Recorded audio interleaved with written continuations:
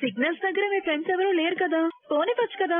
ఫ్రెండ్సా? అదే ట్రాఫిక్ పోలీసులు. ఎవరూ లేనప్పుడు కూడా రూల్స్ ఫాలో అయిన వాళ్ళే నిజమైన పోలీసులు. ఎవరూ చూడడం లేదని దొంగతనం చేయగలమా? ఇది అంతే. మీరింత సిన్సియర్ అనుకోలేదు. నా దగ్గర కూడా ఫైన్ తీసుకున్నారు. నీ ప్లేస్ లో మా అమ్మున్నా కూడా ఫైన్ వేస్తానని చెప్పాను కదా. చేసే ఉద్యోగానికి న్యాయం చేయాలి. నచ్చిన వాళ్ళ కోసం రూల్స్ బ్రేక్ చేస్తే ఏమవుతుంది? ఉద్యోగానికి ద్రోహం చేసినట్టు అవుతుంది. రిటైర్ అయ్యేటప్పుడు ఆనెస్ట్ పోలీస్ ఆఫీసర్ గా రిటైర్ అవ్వాలనుకుంటున్నాను. ఆపండి. ఏంటి? బండి.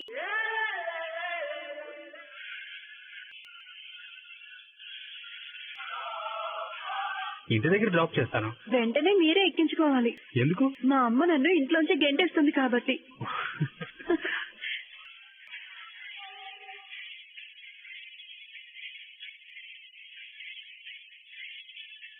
నాకు తొందరగా ఇంటి దగ్గర దర్జాగా డ్రాప్ చేసే అవకాశం రానివ్వు.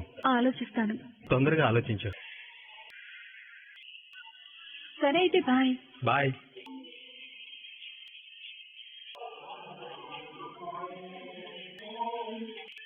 అసలు ఎవరితను? సుమతిని ఇక్కడ దింపేసి వెళ్తున్నాడు. ఎవరై ఉంటారు? ఏంటమ్మా అది? అన్నం చద్దన్నమా? అయితే ఏంటమ్మా, అన్నమే కదా. చద్దన్నం తింటే నీకు అరగడం లేదు. ఒక పూటకేం కాదులేవి. వేడన్నం లేదా? అది నీకు తమ్ముడికి మాత్రమే వండేనే. ఏమా, ఓ ముద్ద అన్నం మిగిలితే ఏం కాదు. ఇటిపో. అయ్యో అమ్మా కూర్చో. ఏంటే? కూర్చో అమ్మా. ఈ రోజు నేనే నీకు తినిపిస్తాను. నేను తింటానులేవే. నువ్వే మాకు తినిపించాలన్న రూల్ ఉందా? అయ్యో తిన. ఇంతకు ముందు కొంచెం కష్టంగా ఉండేదేమో గానీ ఇప్పుడు నేను ఉద్యోగం చేస్తున్నాను. శివ కూడా పార్ట్ టైం చేస్తున్నాడు. ఇప్పుడు అన్నానికి ఇబ్బంది లేదు కదమ్మా. ఎప్పుడూ చద్దన్నం తినకు, సరేనా? అక్క అక్క, నీ కూడా తినిపించనా? నేను తినే వచ్చానే. నీ అత్తగారితో తిట్లా? ఇంతకు ముందులా కాదులేవే. సరే సరే, కొంచెం తినక్క. తినమ్మా. వద్దమ్మా, నాకిప్పుడు తినాలని లేదు. మీ ఇంట్లో సమస్యలు తీరిపోయినట్టేనా? రోహిణి గురించి అడుగుతున్నావా? అవునే. అమ్మమ్మ గారు వచ్చి అందరినీ కలిపేసి వెళ్లారు. పోన్లే, మంచి పని చేశారు. ఆ రోహిణి పొగరేమైనా తగ్గిందా అక్క? పొగరు చూపిస్తే ఇంతకు ముందులా ఊరుకోవడం లేదులే. నా తప్పు లేకుండా ఎవరేమన్నా పడే రోజులు పోయాయి. అమ్మా, నేను ఇప్పుడే వస్తానుండు. అమ్మా మీనా, ఏయ్ అక్క కాఫీ పెట్టేవు. పూల కొట్టు వరకు వెళ్ళొస్తానమ్మా. పూల కొట్టులో ఎవరు లేరు. సరే అమ్మా, నువ్వు వెళ్ళు. అక్క అన్నం తింటావా? వద్దు, నీతో మాట్లాడాలి. చేకడుకుంటా. సరే. ఏంటక్క బాగా సన్నపడిపోతున్నావేంటే? నీకు పెళ్లిడొచ్చింది. ఇలా అయితే ఎలా? పెళ్లి జరిగేటప్పుడు చూసుకుందాలే అక్క. ఇవాళ నువ్వు బస్సులోనే వచ్చావా? ఏంటి ఈ రోజు బస్సు రూట్ మారిందా? ఇవాళ నేను ఒక అతని బండి మీద దిగడం నువ్వు చూసావా అక్క? అవును చూశాను. ఎవరతను? నా అంతటి నేనే చెప్పాలనుకుంటున్నాను, కుదరలేదు. మీరిద్దరూ ప్రేమించుకుంటున్నారా? ఒక రోజు అతను నా దగ్గరికి వచ్చి నేనంటే ఇష్టమని చెప్పాడు. నీకు ఇష్టమేనా? చాలా సిన్సియర్, అందుకే ఇష్టపడ్డాను. నీకు పరిచయం చేద్దాం అనుకున్నాను. ఇది ప్రేమేనా?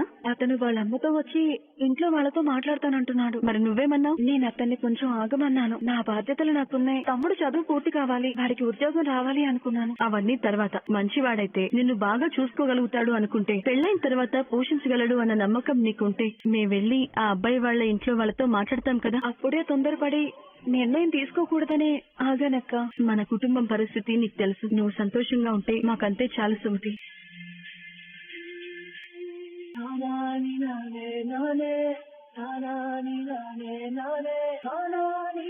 ఏ నిర్ణయం తీసుకోవాలన్నా నువ్వు ఉంటే బాగుండనిపిస్తోంది నాన్న. అమ్మ మా కోసమే బ్రతుకుతోంది. తను బాధపడకుండా ఉండే నిర్ణయమే తీసుకుంటాను. అక్క, నేనెప్పుడు సొంతంగా నిర్ణయం తీసుకోను. నీకు, అమ్మకు, బావకు నచ్చితేనే నిర్ణయం తీసుకుంటాను. టైం వచ్చినప్పుడు బావతో మాట్లాడు. నీకు నచ్చాడంటే బావ మాత్రం ఎందుకు కాదంటాడు? ఏమండి? మీనా వచ్చావా? నీకోసం ఎదురు చూస్తున్నాను. ఏమైందండి? తల పగిలిపోతుంది మీనా. నువ్వు వస్తే కాఫీ పెట్టించుకొని తాగితే తప్ప నా తలనొప్పి తగ్గేలా లేదు. సరే రండి.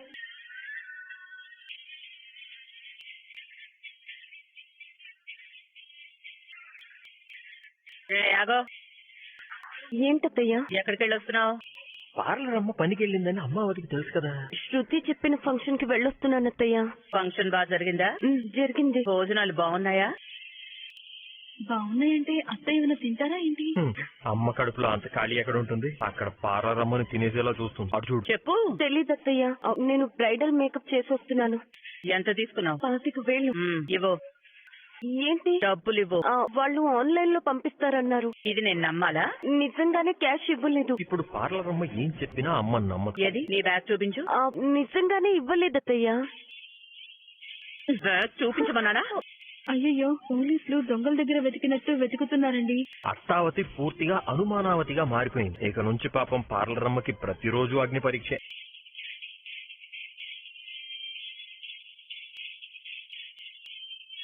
అత్తయ్య ఇప్పుడైనా నేను చెప్పింది నమ్ముతారా అత్తయ్య? నమ్మను. నీ అకౌంట్ లో వేస్తారుగా? వేస్తారు. అయితే నీ బ్యాగ్ కాదు, అదేమంటారు, అది ఏటీఎం కార్డ్. అదే ఆ కార్డు ఇవ్వు. ఇదే కార్డా ఇంకేదైనా ఉందా? నాకుంది ఇదొక్కటే అకౌంట్ అత్తయ్య. దీనికి నంబర్ ఉంటుందిగా, అది చెప్పు. అది కార్డు మీదే ఉంటుంది కదా. ఏంటి కామెడీగా ఉందా? నేను అడిగేది దీని పిన్ నెంబర్. సీరియస్ గా ఉన్నప్పుడు కూడా పార్లర్ అమ్మ కామెడీ చేస్తుంది. మీ అబ్బాయి పుట్టిన సంవత్సరం ఎంత? ముద్దుల కొడుకు పుట్టిన సంవత్సరం గుర్తులేదా మీ అమ్మగారికి? 1992. తెలుగులో చెప్పు. 1992. 1992 కదా? అవును. ఇలా చెప్పి చావచ్చు కదా.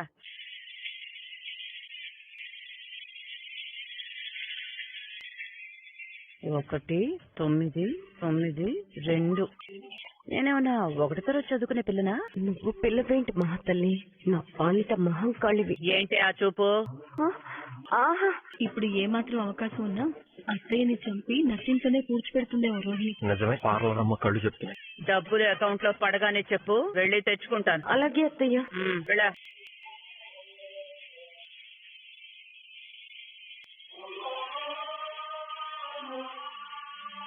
పాపం రోహిణి కష్టపడి సంపాదిస్తే అత్తయ్య అలా లాగేసుకోవడం తప్పు కదండి. చచ్చినోడి పెళ్లికి వచ్చిందే కట్నం అంటే ఇదే మరి. పార్లర్ అమ్మ దగ్గర నుంచి కోట్లు ఆశించింది, ఆ విరాహం తేలిపోయింది. అందుకే ఇప్పుడు ఈ డబ్బులైనా లాక్కుని తృప్తి పడదాం అనుకుంటుందేమో. ఏంటో ఈ ఇంట్లో ఏం జరుగుతుందో అర్థం కావడం లేదు. దీనికే ఇలా అంటే అలా, ఇలాంటివి ఇంకా చాలా జరుగుతాయి. చూడడానికి సిద్ధంగా ఉండు. అడగగానే కార్డు ఇచ్చింది, ఏటీఎం నంబర్ కూడా చెప్పింది. ఇది నిజంగా ఏటీఎం కార్డేనా? మేక మాంసం మొహాన్ని మలేషియా మావయ్య అని చెప్పినట్టు డూప్లికేట్ కార్డు ఇచ్చిందా? ఇంత జరిగాక అలా చేసే అవకాశమే లేదులే. ఏమో, చింత చచ్చినా పులుపు చావదు కదా. ఆ దొంగ తెలివితేటలు ఎక్కడికి పోతాయి? ఎందుకైనా మంచిది ఒకసారి వెళ్ళి చెక్ చేసుకుని వస్తే మంచిది. మనోజ్, చెప్పమ్మా. హాల్లో అమ్ముంది, గదిలో పెళ్ళం ఉంది, నీకెవరు ముఖ్యం? ప్రశ్న పరీక్ష సందేహం. తల్లి పెళ్ళం మధ్యలో మనోజ్. ఏంట్రా నీ బతుకు ఇలా అయిపోయింది? ఆలోచిస్తావేంట్రా? నిస్సందేహంగా నువ్వే అమ్మా. ఆ, నమ్మమంటావా? అమ్మ తోడమ్మా. మా అమ్మ తోడా? మా అమ్మ తోడు. నాకు తెలుసు, నా కొడుకు మంచోడు. అవును, అమ్మ మాట వింటే కొడుకు మంచోడు, భార్య మాట వింటే భర్త మంచోడు. మనిషిగా మాత్రం ఎవరో చూడరు. నిన్ను చూసుకోవడానికి నేనున్నాను కదరా. అలిసిపోయాను, కొంచెం కాఫీ పెట్టివమ్మా. దానికి నీ పెళ్ళం ఉంది నాన్నా. దాని చేతి వచ్చిన కాఫీ నేను తాగను. ఈ మాట మనస్ఫూర్తిగానే అంటున్నావా? నీకలా అనిపించలేదా? అనిపించినా నమ్మాలనిపించడం లేదు. అమ్మా, అమ్మని కాబట్టే ఎక్కడ మళ్ళీ దాని మాయలో పడతావని భయపడుతున్నాను. నేను అప్పటికీ కలవకూడదని కంకణం కట్టుకున్నట్టున్నావు. ఇంతకీ అది ఈ రోజు షోరూమ్ కి వచ్చిందా? ఏది? అదేరా, ఆ మొహానికి రంగులేసేది. రాలేదు. రాలేదుగా? రాలేదమ్మా. సరే వెళ్ళు. ఒరే, ఒరే, ఒరే, ఒరే, ఒరే. ఒక్క నిమిషం. నిలబడే ఓపిక లేదమ్మా. షోరూమ్ లో పనంతా నేను ఒక్కడే చేసి ఒళ్ళు గుల్లయింది. అది సరే గాని, నువ్వు అది బయట ఎక్కడైనా కలిసారా? షోరూమ్ లో పనికే నాకు టైం సరిపోలేదు, ఇంకా కలిసే అంత టైం ఎక్కడిది? అంటే టైం ఉంటే కలుస్తావా? ఓపిక కూడా లేదమ్మా. తనని కలవాలనే ఆలోచన కూడా లేదు. ఎప్పుడైనా దాన్ని కలిసినట్టు నాకు తెలిస్తే దానికి జీవితం శాశ్వతంగా లేకుండా చేస్తాను. ఒళ్ళు దగ్గర పెట్టుకుని దానికి దూరంగా ఉండు.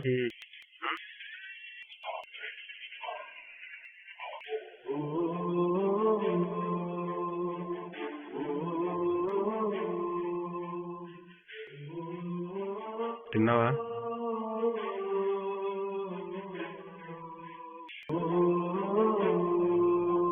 అడిగేది నిన్నే, తిన్నావా లేదా?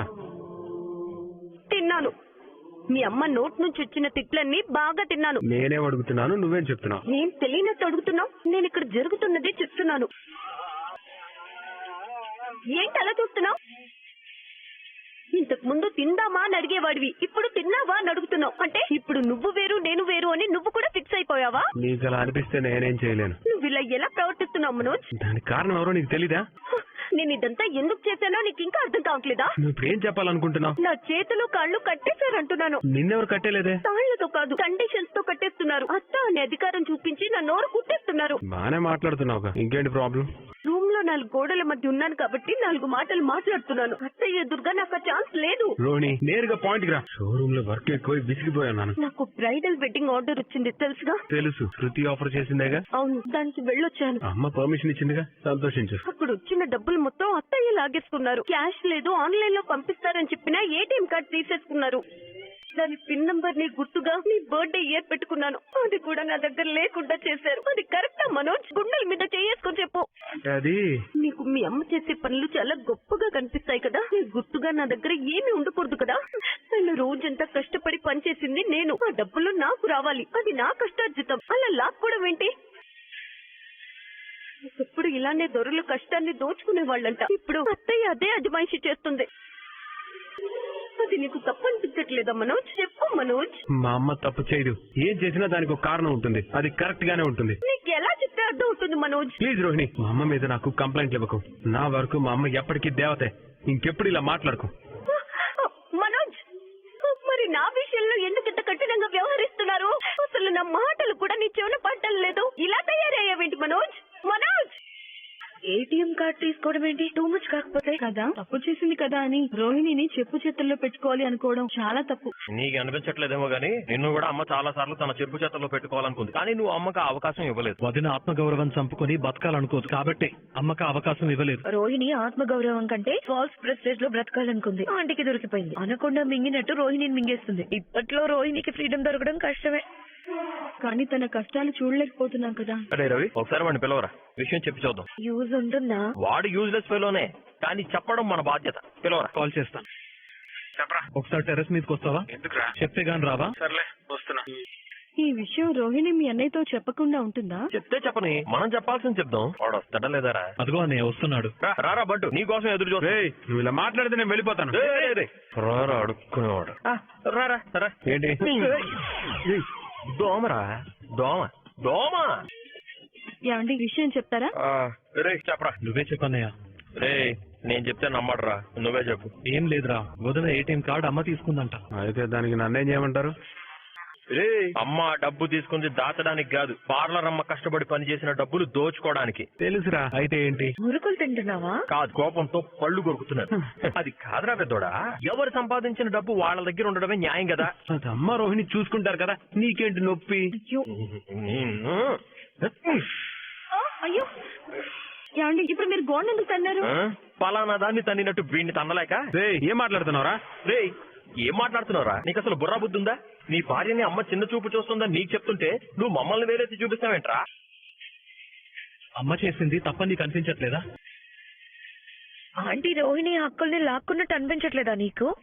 బ్యాంక్ ఏటీఎం కార్డు అత్తయ్య తీసుకుంటే రోహిణిని అవమానించినట్టే కదా. రోహిణి మీకు ముందే అన్ని చెప్పిందన్నారు కదా, మరి ఈ విషయం ఎందుకంత లైట్ తీసుకుంటున్నారు? ఇలాంటప్పుడు నీ సపోర్ట్ తనకి చాలా అవసరం కదా. రే ఇదంతా కాదు గానీ నాకు డౌట్ ఉందిరా, నిజం చెప్పు అసలు. ఏమండి, ఇప్పుడు అవన్నీ ఎందుకులేండి, వదిలేయండి. సరే అది వదిలేస్తాను, కానీ ఒక్కటైతే ఖచ్చితంగా చెప్తాను. పార్లర్ అమ్మ నీతో ఉండడం వల్లే నువ్వు ఈ రోజు ఇంత బాగుపడ్డావు. అది ఒప్పుకుంటావా? అందరు మీ ఏటీఎం కార్డులు ఇందులో వేయండి. ఏంటిదంతా? పార్లర్ అమ్మ మేకప్ వేయడానికి వెళ్తే రాగానే ఏటీఎం కార్డు తీసుకుంది కార్డావతి.